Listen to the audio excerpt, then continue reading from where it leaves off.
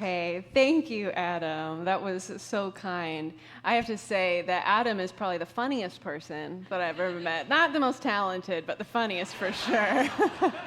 But hi, everyone. It's such a joy and honor to be here with you all. Like Adam said, my husband and I, we moved to Detroit, Michigan a couple years ago. So we're so blessed to be here, especially because right now we're watching our Ring camera and our front yard is filling up with snow. So it's nice to be out here and enjoy the last bit of sunshine that we get for the next 4 months. But yeah, Adam and I, we've known each other almost 9 years now. We worked alongside each other as worship leaders, and I would love to say that I've come here with a bunch of fun and embarrassing stories about Adam, but you've probably heard them all already at this point because we know telling embarrassing stories about himself is like his favorite pastime. But I had the realization that I bet Adam hasn't told you about an embarrassing story that we got to experience together that actually happens to be Christmas themed. So Merry Christmas, everybody. At the church that we worked at together, I was asked by someone organizing a Christmas party for our executive team and elders if I would play some Christmas songs on violin as background music as people were arriving, and maybe I could ask another worship leader to play guitar with me, so it sounded a little fuller, so I asked Adam. And he said yes. And this is one of those stories that you can't really feel the level of awkwardness from me telling it right now. So I'm going to need you to try your best to paint the most uncomfortable scenario in your mind. And remember that Adam was there. And so we are playing some Christmas music. And it turns out, we figure out as everyone is walking in, that we were a surprise to everybody coming. But we were not the surprise that they wanted. And that was felt as they walked in and saw us and said, "Oh, hi, nice." And then immediately walked to the furthest room possible to get away from our music. So Adam and I were left alone in this room. We are dying laughing, powering through a couple more Christmas songs. I majorly butchered Let It Snow. I didn't play a single correct note. But there were no witnesses, so it didn't even matter. And we're not sure if we can technically leave at this point because there's nobody there. And then that next Monday, we come into work, and our boss, Lisa, is just deeply confused about why we were asked to do this party. And you know what? Us too. And I think everyone there was just confused about why we were there. To be clear, no one was rude to us. We just were not the surprise that they were hoping for. But I have heard that Adam is for hire, and he will play some Christmas songs at your Christmas party, so reach out to him about that.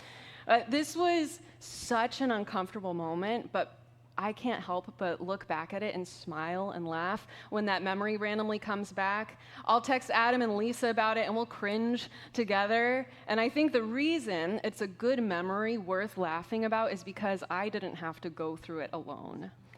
If I was totally by myself, it would have probably only felt embarrassing and awkward, but because I had a friend there with me, it wasn't so bad.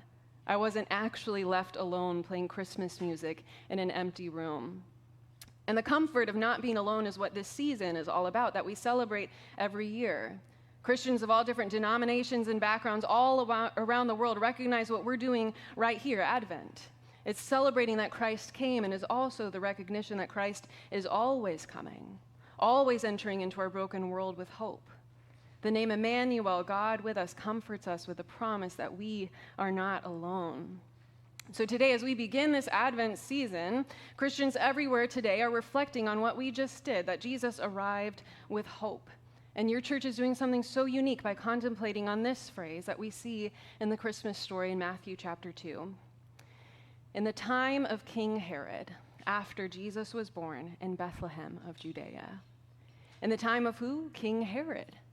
This detail could seem insignificant to us as modern readers, but this tells us a lot about what the world was like when God joined his creation.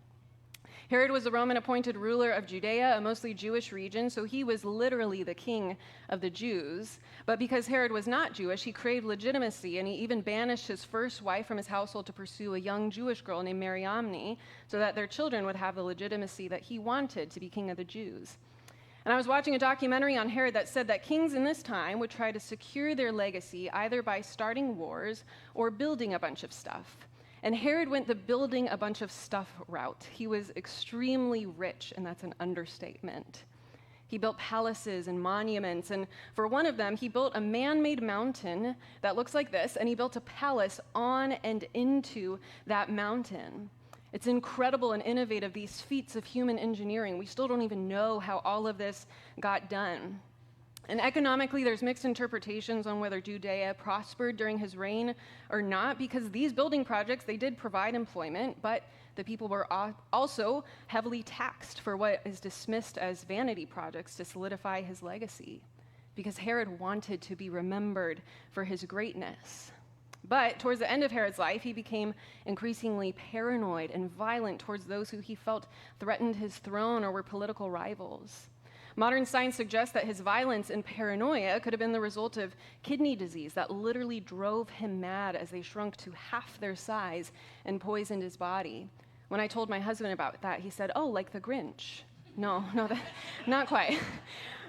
From his deathbed, he ruthlessly ordered the execution of students who, in an act of protest, took down a monument that he placed of a Roman eagle outside the Temple of Jerusalem that was placed by him there as a statement about Jerusalem's sovereignty under Rome. And then Herod also executed one of his wives and at least 3 of his own children. He was unhinged and violent. And the story that we're going to be in today in Matthew is what history arguably remembers Herod for the most, but it's the only record of this event happening. The Gospel of Luke doesn't mention it. Josephus, the Jewish historian who wrote at length about King Herod, doesn't mention it either. But regardless of its historicity, Herod is remembered for his violence and cruelty towards the end of his life. The time of King Herod that Jesus was born into was a time of violence, a kingdom characterized by taking out rivals, building and hoarding wealth in alliance with Rome, their oppressor. So Matthew tells us that Jesus was born in the time of King Herod where? In Bethlehem of Judea. And Bethlehem is the location for one of Herod's 3 palaces that we just saw, the Herodium. That's that man-made mountain. Jesus is born next to this mountain and kingdom that epitomizes wealth, power, and comfort. But the Son of God arrives and is born in a sheep stall. A powerful image was taken 2 years ago outside of Evangelical Lutheran Christmas Church in Bethlehem of a baby Jesus laying on broken rocks and rubble that we see right here. And Reverend Dr. Munther Isaac on their Christmas service said that if Jesus was born today, this is where he'd be born, under the rubble in Gaza. Because Jesus was born among the marginalized and occupied under Rome, and today we still find the face of Christ in the most vulnerable places in our world.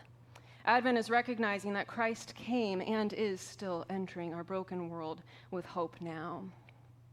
So to consider what that phrase "in the time of King Herod" means for us today, and how we can identify parallels to our current reality as we hear what Herod and his kingdom was like, is not hard. This is still a time where kings start wars and build monuments while people struggle, and the gap all around the world between the powerful and powerless is large, and it can look so dark and devoid of hope. But there is profound hope right there in that first sentence. In the time of King Herod, Jesus was born in Bethlehem. So we're going to be in Matthew 2 today. If you like to follow along in your app or with your Bible, it'll also be on the screen. It says this: in the time of King Herod, after Jesus was born in Bethlehem of Judea, Magi from the east came to Jerusalem, asking, "Where is the child who has been born King of the Jews? For we observed his star in the east and have come to pay him homage." When King Herod heard this, he was frightened, and all Jerusalem with him. And calling together all the chief priests and scribes of the people, he inquired of them where the Messiah was to be born.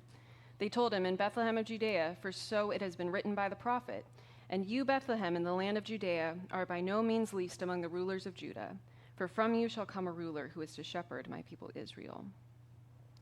Magi here is often translated as wise men, and that also means astrologer. They've observed his star in the east, and they've come to pay homage to the child who has been born King of the Jews. This is speaking directly to Herod's deep insecurity that he has no royal blood, and he's not fully Jewish, and he is afraid of losing his power.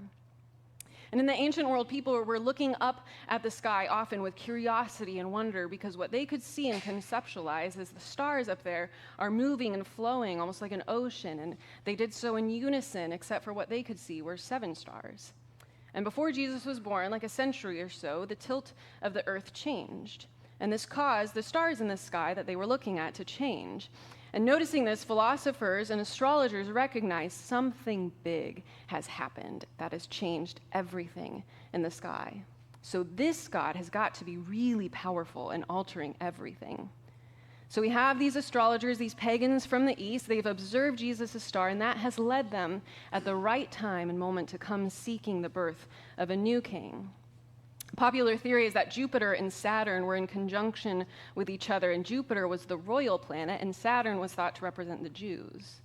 So in a really beautiful way, people looking up at the sky and coming up with this brand new belief system and a religion about everything that was happening noticed something very, very true.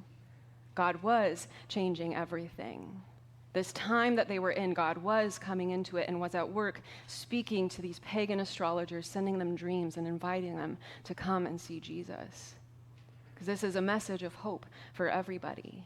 Jews, Gentiles, pagans, astrologers. God is rearranging the cosmos to draw all people to experience what the angels then declare as good news of great joy for all people. What's also interesting in this opening section is King Herod was frightened and all Jerusalem with him.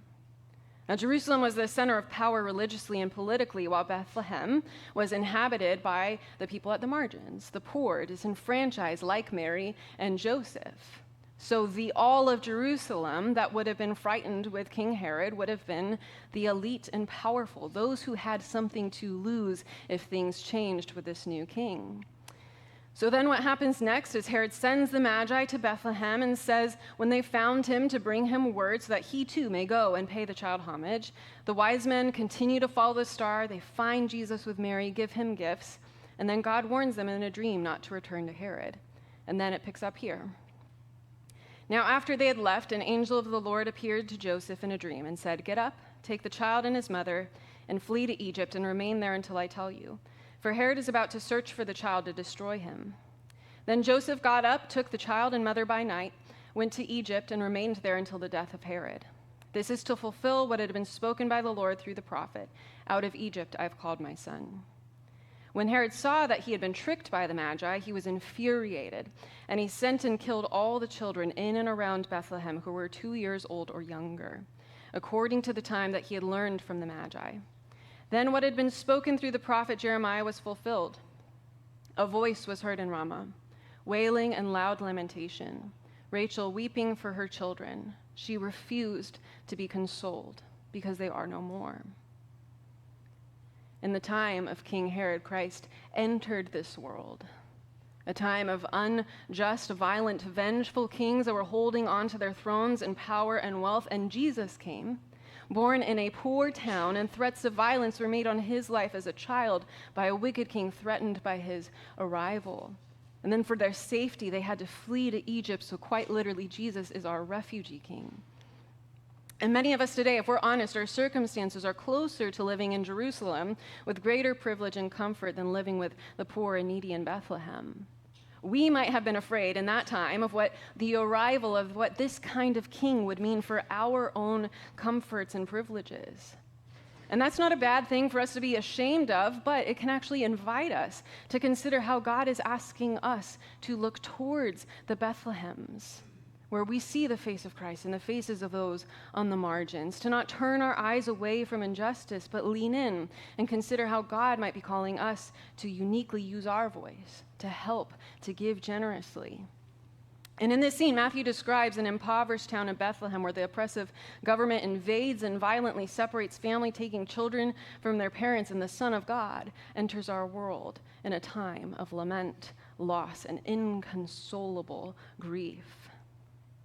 And the time we're in right now, it is not literally the time of King Herod, but it is still the time of earthly rulers, earthly kingdoms, and governments that at best disappoint us.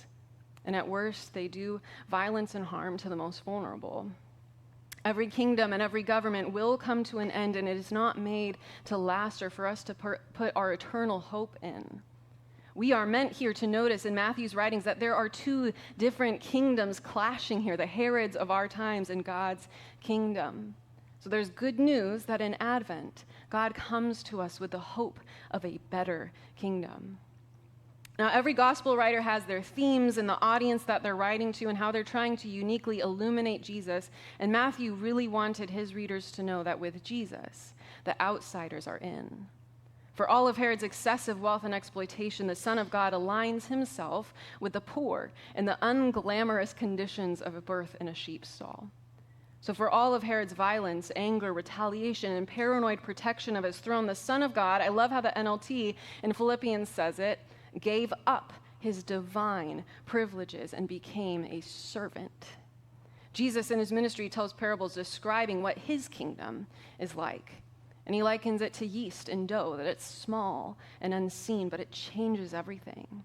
That it's like a small mustard seed that grows into a tree and makes a home and place of refuge for birds and its branches when it's grown, just like how Jesus' kingdom expanded to welcome all people.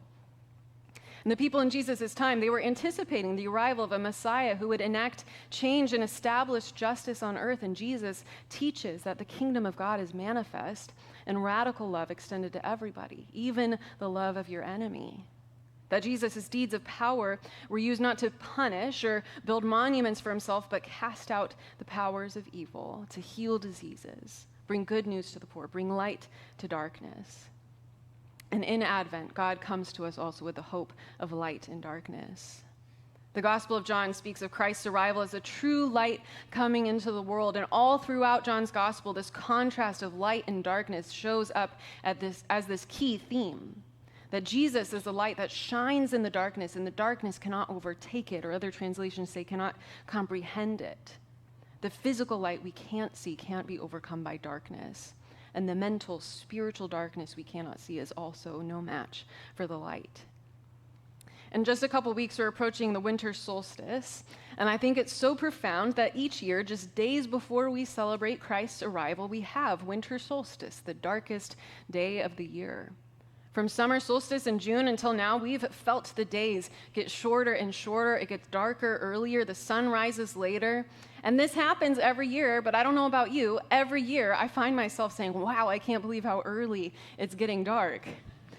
No matter how many years I go through it, it just never feels right, does it, that the sun sets before 5 p.m.? It's like unfair. And I think the darkness just seems to take us by surprise every year. The physical darkness of the rising and setting sun, and also the darkness of war, greed, loss, poverty, sickness. We are quite literally in the time of darkness, but at winter solstice, we get to experience the promise that God has woven into the laws of nature. It will not get any darker than this. Light will slowly return. The sun will remain a little longer. Darkness will not fully swallow the light. Because light shines in the darkness, and darkness can't comprehend it. Herod's reign will not be forever. Hold on, light will come. And in the Gospel of Matthew, just 2 chapters after what we read earlier, he quotes the prophet Isaiah using the same word for light that John does, as he says that Jesus is the fulfillment of this prophecy. The people who sat in darkness have seen a great light. And for those who have sat in the region and shadow of death, light has dawned. Light has dawned to those sitting in the shadow and places of death, and Jesus is this great light dawning. I love the connection of John's words saying that the light shines in the darkness, and to Matthew saying that, and Isaiah is acknowledging that this light has arrived to a people sitting in darkness. Light is directed somewhere, it shines somewhere, and here we see that God's intent is that his light is directed at us. Us who feel like we're sitting in darkness, this light is dawning for us. And New Testament writers would speak of darkness and light metaphorically describing moral darkness in the absence of divine light, and then the coming of light symbolized the presence of God, his goodness and truth, shalom. And darkness was associated with evil, violence, suffering. So here, Matthew is identifying Jesus as the light that has arrived. You can see Matthew's contrast of Herod and Jesus continuing here, that if Jesus is the light that has arrived, it is in the time of the darkness of Herod's rule. Because light illuminates, light sees what's been hidden in darkness, and this is what we see in the life and ministry in Jesus. He moved towards the unseen with compassion and welcome, the excluded ones, those who went unnoticed, untouched, unseen. Light shone on them. They were seen by the incarnate God in the midst of the darkness they were sitting in. And there's another word that stood out to me that both Gospels of John and Matthew use, where Matthew says a people sat in darkness have seen a great light. It could literally be translated, a people dwelling in darkness. And then a few verses later in John 1, he said, and the Word became flesh and made his dwelling among us, his dwelling. And both of these passages illuminating the hope of the incarnation draw this parallel that we as humanity have been dwelling, living in darkness, but Jesus made his dwelling, made his living with us, bringing light to the darkness we've been living in. And the Greek word for flesh here refers to a human body, and also in the ancient world, flesh was associated with mortality and weakness, and all of what is wrapped up in what it means to exist as a human with the limitations of being human. Needing to sleep, eat, our health wavering, our bodies aching. The incarnate Christ shows us a God who took on human form, entered the time of King Herod, and experienced the same struggles of being human that we do. In the time of King Herod, in the time of darkness, there is good news and hope that God comes to us because he refuses to be distant from us. The phrase made his dwelling among us can also be translated as tabernacled among us, referencing God's presence among his people in the Old Testament in the tabernacle, that moving tent as they made their exodus from Egypt. And this was a physical manifestation of God's presence with his people. And then in the New Testament, it now describes the incarnation of Christ and the indwelling of the Holy Spirit. God is continuing to dwell with his people.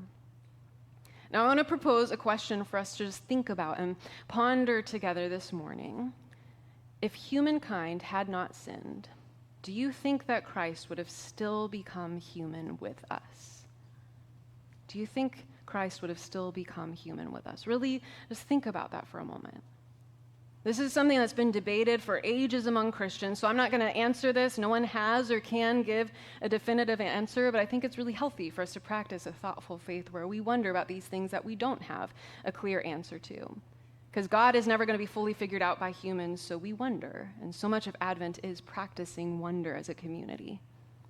Now, St. Maximus the Confessor was a 6th century Christian monk and theologian who believed that, yes, Christ still would have come, regardless of the fall and sin entering the world, because he believed that the purpose of the entire creation was for the incarnation of Christ.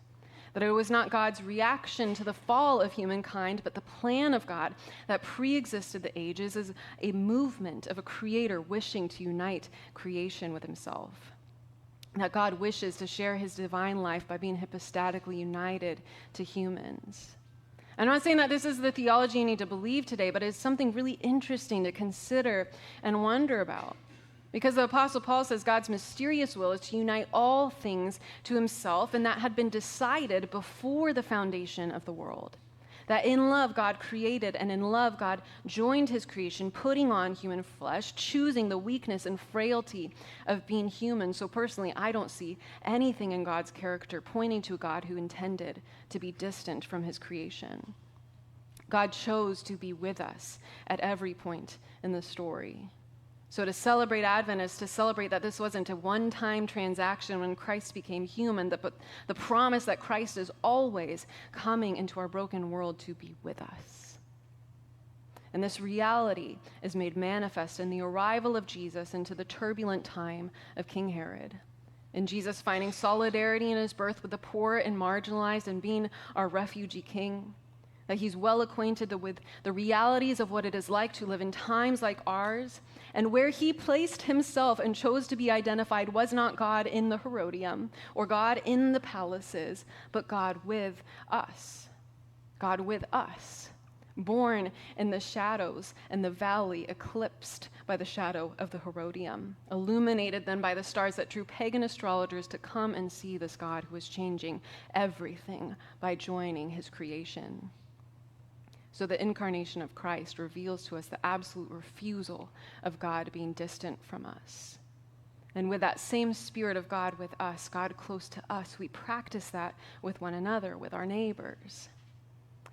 Almost 2 years ago, I went through some intense trauma therapy called prolonged exposure therapy. If you're familiar with EMDR, it's a little bit like that. And what it looks like at a very high level view is reliving your traumatic event in therapy sessions every week and then listening to the recording of your retelling multiple times a day, plus slowly exposing yourself to something that you've avoided as a result of your trauma to teach your brain that you're safe now and there's no active threat. And without getting into all of the details of it, there was one to do towards the end of my therapy that felt really scary to me, and it involved a place that I had to go to. And one of my best friends in Detroit was aware of this therapy I was going through and was a person of support for me throughout it. And I told her about this thing on my list and where I needed to go and how scared I was. And without hesitation, she said, "I'll come with you. I'll drive you." And she drove with me. And she sat with me. And she didn't understand what was going on in my heart or brain. She didn't ask invasive questions. She was just with me. And through that simple act of presence, I saw the promise that, yes, God is with me. God is with me through her friendship. And we don't have to be alone, and we're not meant to live in darkness. And to us, dwelling in the time of King Herod's and the time of darkness, a great light has shone with hope, joy, peace, and love. And this great light made his dwelling among us, and now this is who we are to be for one another. So today, ask yourself, what hope is God wanting to meet you with? Maybe it's with the hope of an incarnate God whose kingdoms contrast all the disappointment and corruption of earthly kingdoms and rulers across our world, across all time and history. The hope that there is a better way and kingdom worth giving our allegiance to. Because did you know that most empires are believed to last about 250 years or so, and America turns 250 next year? I'm not saying it's time to bunker up or anything, but that should give us some sort of sobering feeling that this kingdom that we are living in right now is not worthy of our eternal hope or allegiance. Only the kingdom of heaven is worthy of that. And maybe God is meeting you with hope in your personal darkness today. Maybe the darkness you've been walking in and carrying and has felt too much. And a friend of mine has always said something profound, that when we are afraid of the dark, it's not because we're afraid we're alone, it's because we're afraid we're not alone. So it matters who is with us in the dark. So what hope, what comfort, what joy that in all darkness that we sit in, we get Jesus there with us. And perhaps as God has refused to be distant from you, he is inviting you to be that for someone. To practice the withness that we experience in God with us. God not distant, God not far away or unconcerned, but with us. Because in the time of King Herod's, Christ came and made his dwelling among us. To a people walking in darkness, we have seen a great light. Let's pray. Jesus, we receive your hope this morning.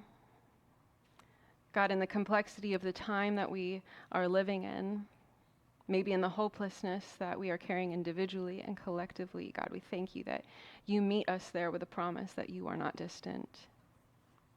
At no point did you intend to be distant from your creation. We thank you for that. We thank you for the way that we see that in your incarnation, that you chose to be human with us in the most humble place possible. Jesus, we love you and we receive your hope. Amen.